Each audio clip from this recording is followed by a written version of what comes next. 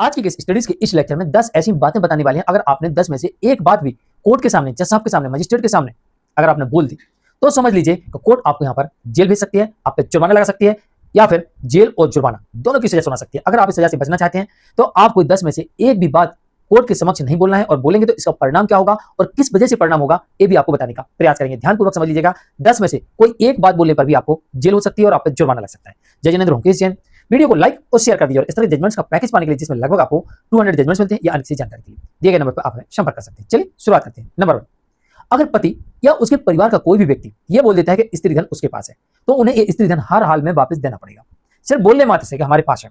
अब वो गुस्से बोले, सच बोले, या फिर उसे पता नहीं हो या ध्यान नहीं रहे, कोई भी कारण हो सकता है। अगर उसने कबूल कर लिया कि स्त्री धन हमारे पास है और पत्नी ने आरोप लगाया कि इनके पास है और उसने कबूल कर लिया, तो फिर स्त्री धन आपको लौटाना पड़ेगा या इसके बदले अमाउंट देना पड़ेगा या फिर आपको जेल जाना पड़ेगा। नंबर 2, मैंने दहेज लिया, दहेज लेना भी अपराध है।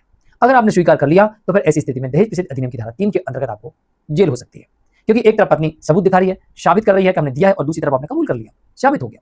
नंबर 3, मैंने उत्पीड़न किया, पत्नी उत्पीड़न के आरोप लगा रही है और आपने कह दिया हाँ हमने किया। अब ये सच बात हो या फिर आपने गुस्से में आके बोल दिया या अपनी नासमझी से बोल दिया, तो यहां पर आपको जेल हो सकती है, आप पे जुर्माना लग सकता है। नंबर 4, मैं अडल्ट्री में हूं।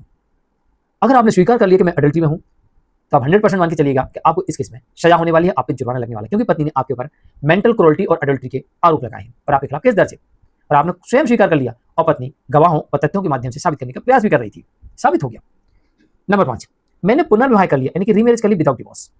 अगर ऐसा आपने कोर्ट में कबूल कर लिया और पत्नी की तरफ से सबूत गवाहों के माध्यम से या कोई डॉक्यूमेंट्स के माध्यम से प्रस्तुत कर दी गए, तो आपको यहाँ पर सजा होने की 100% सजा हो जाएगी और साथ में आपको जुर्माना भी लग जाएगा।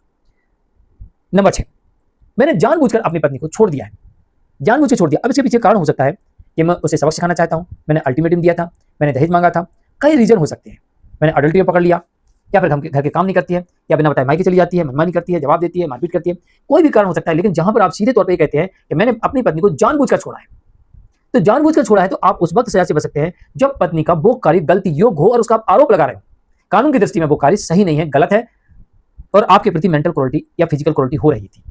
ऐसा अगर साबित होता है तब तो आप बच जाएंगे, अन्यथा आपने खुद कबूल कर लिया और पत्नी आरोप लगा के साबित करने का प्रयास ही कर रही थी, तो इसमें आपको सजा हो सकती है, जुर्माना लग सकता है, या दोनों हो सकते हैं।